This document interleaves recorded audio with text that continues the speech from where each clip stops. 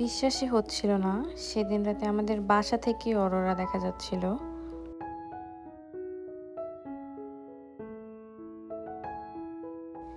আর আকাশে দেখতেই পাচ্ছেন সবুজের সাথে কিন্তু লাল অরোরাও আছে।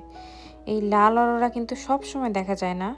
এটা খুবই বিরল। মাঝে, মাঝে দেখা যায় বছরে ১ বার।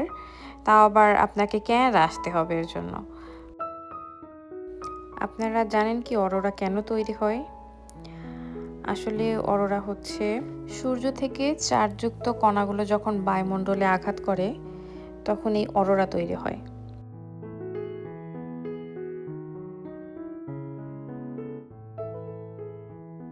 আর নরমালি সবুজ অরোরা কিন্তু খালি চোখে মাঝে, মাঝে দেখাও যায় না।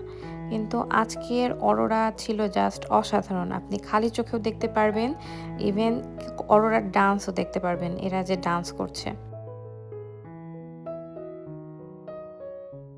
আর একদম ম্যাজিক্যাল ব্যাপারটা। অরোরা আপনারা কে, কে দেখেছেন তারা আমাকে কমেন্ট করে জানাতে পারেন।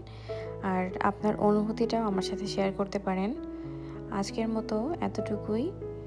আগামীতে আবার দেখা হবে অন্য কোনো ভিডিওতে। আল্লাহ হাফেজ।